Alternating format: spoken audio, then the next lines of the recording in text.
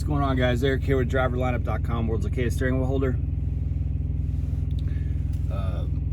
If I look like I just woke up, it's because I did. And I'm about to go back to bed.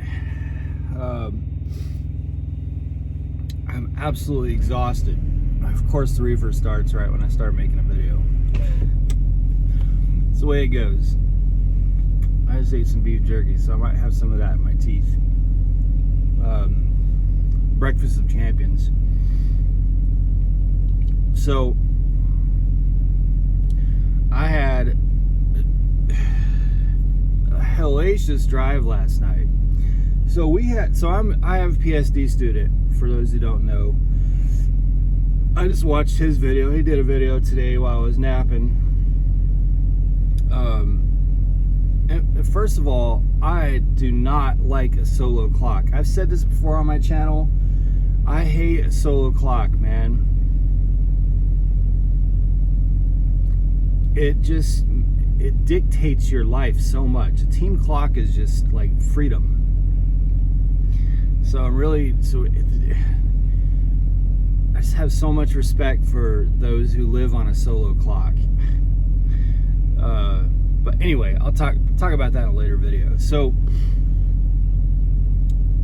not yesterday morning, but the morning before. Today is Saturday.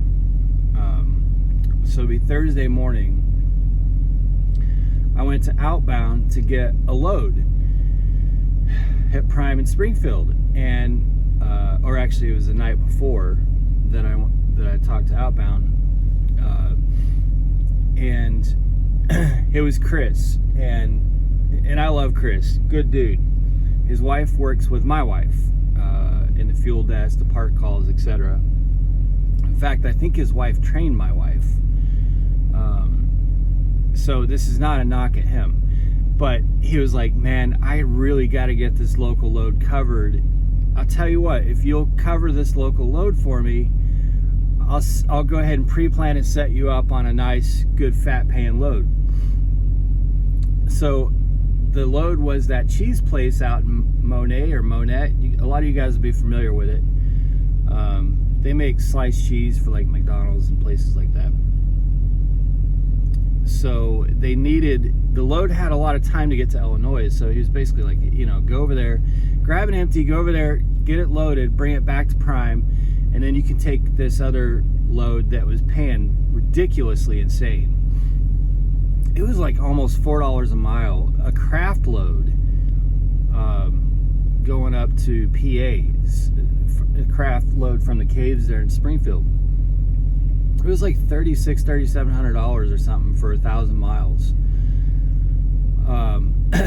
So I was like, hell yeah, The only thing is we'd have to wait and barely get a 10-hour break between when we brought the load back from Monet and went over and got the load at Kraft. So we were able to bust butt, get back to Prime just in time to do a 10-hour break and make it over to Kraft to get that load. So everything's going perfect. We got our 10-hour break in, jammed over, bobtailed over to Kraft, and I have not had good luck with Kraft. Usually my loads are not ready and I'm there until at least midnight. But this time the load was ready. It was ready when we got there. It's like, great, because there was snow coming in. So my objective was to go ahead and bolt north to one of my favorite way stations to hide in the cut up in Illinois, and nap for a few hours, and then let my student drive, Scotty boy, drive from there once the sun came up. So I had this whole thing planned out. Got that's the thing with trucking. You have a good plan until you get punched in the face. So we're gonna try to get ahead of the snow, or at least get north of it and be able to follow behind it all the way to PA or something like that. So, but the trailer, as is always the case with Kraft, was way heavy in the back, way heavy in the back. And I couldn't tell because there's hills, there's hills over there at Craft, so you can't really find any level ground to check your gauge weights. But it looked like it was going to be way overweight on the back of the trailer, on the tandems. So I went to Prime to use the scale. Well, when I went to Prime, and in fact, when I picked the trailer up at Craft, it said do not reload on the side.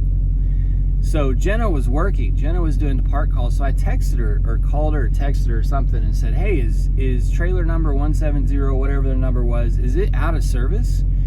She looked it up in the system, and it said, no, it was not out of service. Well, come to find out, it was only not out of service so that they could move it around Springfield. They needed it to be unloaded by Craft and brought back to Prime because it had a crack in the floor all the way down the middle, from front to the back. You couldn't see this crack. It was right above the tandems. In fact, the dude told me when I brought it back, he's like, man, did you slide the axles? And I said, yeah, I did. And it's heavy as hell. And he said, you are so lucky that freight didn't just fall out of the belly of the trailer, because it was cracked right down the middle, front to back. So the trailer was badly damaged and definitely could not go to PA. And from the sounds of things, it was going to be a total cluster F to get it fixed. Like, it sounded to me like they were probably going to have to get it back to Craft and get it unloaded, and then have that trailer rebuilt. That's kind of the way it sounded to me. So I was like, you got to be kidding me, man. And worse is, they didn't catch it until after we'd already come through inbound, which we waited 50 minutes. In inbound, they changed a trailer tire, and there was not very many people there, so we sat in the bay for 45 minutes, waited 5 minutes outside the bay, and then sat in the bay for 45 minutes. So I'm sitting here watching the snow coming, and finally they got, okay, you're good to go. So I circle around. This is an hour at Prime just to get on the damn scale.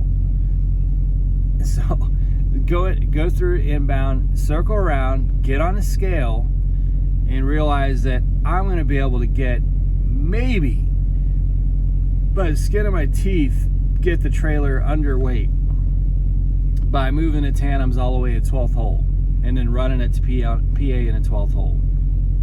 And it was going to be a maybe. So I had to move tandems and circle around and go back onto the scale to make sure that it was legal. But when we get on a scale and outbound, the guy comes over and says, yeah, I don't know how they didn't catch this. There's no way this trailer can leave. And he explained everything to me. So it was like, you gotta be kidding me, man. We ran that little $200 load over there to Monet and back as a favor for this load. And they're telling us we can't leave with it. So that was the situation. I went inside and I was like, man, I can't sit here and wait for however long it's going to take. I don't want to deal with this. And the only other load that was available to go right then and there was a load with 150 more miles, maybe 250 more miles, for $700 less, and to Florida. And the only thing I could think at the time was, well, it's warm down there, let's go. I can leave right now. The trailer's on the lot, it's ready to go. So we ran over there, dropped our trailer, picked up this new load, got out of there, drove 300 miles through the night, which my PSD student can't drive at night. He had only driven 60 miles with a loaded trailer before this. But because of the way it all worked out, the way the timing worked out, I had to move because we had to stop for 10-hour breaks. So to plan this thing out properly, I had to get moving. So I had to drive. We get over into Kentucky, I believe, or just into Tennessee, maybe. I don't even remember where we were at this Love's. And I'm watching radar, and it looks like once our 10-hour break is over that we're going to be able to maybe catch up, get in the middle, and get in front of it. maybe. And this is a big band. It's like it's sweeping across the entire country. And no, that is not what happened. We tracked with that storm for 400 miles underneath it. I can never go fast enough to get ahead of it. And because I had to drive all night last night,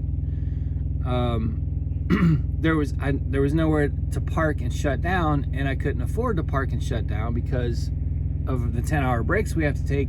We wouldn't be able to make it to the 90 tomorrow on Sunday. Now I know some could say, well, just shut down and have the appointment moved. Well, it wasn't that bad. Like, I mean, it was bad. I'll be honest with you. It was sketchy, especially coming over the mountain there. You guys know the one between Nashville and Chattanooga. It was sketchy. I mean, it was snow, slushy, heavy snow on the road for 400 miles. So I'm at 45 miles per hour this entire time. Sometimes slower, sometimes 49 miles per hour, but never really over 49 miles per hour the whole way. It was ridiculous. And that was how we spent the entire night, 400 miles. And then we got to, I got to Atlanta and got just south of Atlanta, and it cleared up, and it was just windy, so Scotty drove to finish out this drive and get us down here to this Love's in Tifton. So it has been one hell of a night. I mean, like, just grueling. You guys know when you're doing 400 miles, this band of snow only seemed like it was maybe, I don't know, maybe 80 miles wide. But I was underneath it for 400 miles. Like, I couldn't get behind it and I couldn't get ahead of it. It was just 400 miles of riding underneath this damn thing all night long. And that is, when you've got some, now they're not, fortunately it's not the mountains of the West, but you know, there's some good ones in Tennessee, and especially in those kinds of conditions, and you're doing that kind of speed for that long. 400 miles was gnarly. Man, that was a long drive. So here we are. You know, it's positioned up to go to Florida, going to Florida tomorrow, which I'm very happy about. T-shirt weather, and because it's still gonna be cold here tonight where we are, but it'll be warm tomorrow. But that's the thing with trucking. And he said this to me when we had dropped the one trailer and hooked up to the other trailer. He's like, man, it's like you just have no idea what you might be doing next. I mean, literally, like, you know, drop of a dime. And that's how quick it was. We were literally about to leave the terminal for Pennsylvania.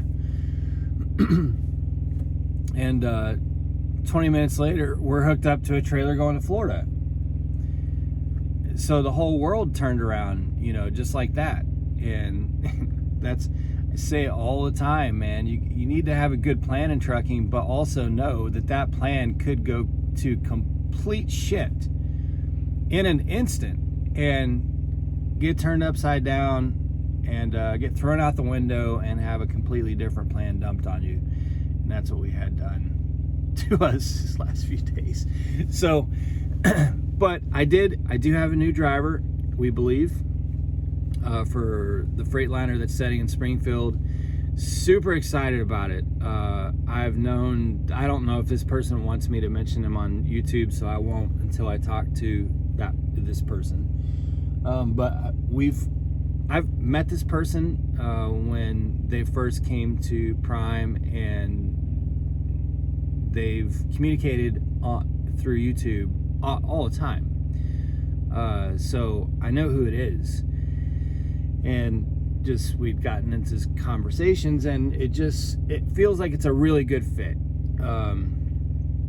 So our plan is to drop this load to Miami, hopefully get Tropicana or something else that we can go back and drop in Springfield, because I can meet this other driver in Springfield roughly right about the same time, and get this driver set up on the second truck and on their way. So I'm really excited about that. I honestly really think that Scotty might be ready to test out when we get back to. And we'll do a couple days on the pad, some more local work around, but I would say he has an advanced grasp of the concepts behind everything that you need to know to test out for your CDL. You know, some students just, they get it really fast. I'm not saying that he's an excellent professional driver. He's brand new, but I'm saying in his head, he really understands all the concepts. He's got his pre-trip down. I mean, like, we went through the whole, the entire pre-trip yesterday. He's got some work he needs to do on the end cab, but he's got it all down. It's just, you know, the process of when to turn the truck off, when to start the truck. But a couple days working on that, we'll have it on lock. But as far as the engine engine compartment, the mirror to mud flap or the door area, coupling, lights, and trailer, man, he can ace that whole part 100%. And on the maneuvers that we were doing on a pad the other day, he was doing perfect offsets and stuff back to back with no involvement of me. I'd just be off, you know, over by the cone standing there, and he'll go up, bust out an offset, go back up, bust out an offset to the other side, 100%, no points. So I really think that a couple days of just real good focus on his pre-trip, he's comfortable driving the truck on the highway and making basic turns, making really good turns at stoplights, really good right turns, watching his mirrors. So I don't think we're gonna need to go back out before he tests out. But you know, I don't want to pressure him either. So if we need to run another load back out and then come back to Springfield to get him comfortable, we'll do that. But I think if he feels like he's ready to test out, then we may just do it while we're in Springfield, just get it done. So that's kind of our plan. Anyway, yeah, this last couple of days have been hell on legs, man. Went from, hey, yeah, we're gonna do this favor for this epic paying load, to fine, we'll take this crap to Florida because it's the only thing left. So that's trucking, man. It's the way it is. Anyway, that's my update. Really appreciate you guys. Be safe, make good decisions, and as always, drive to thrive. Talk to you soon.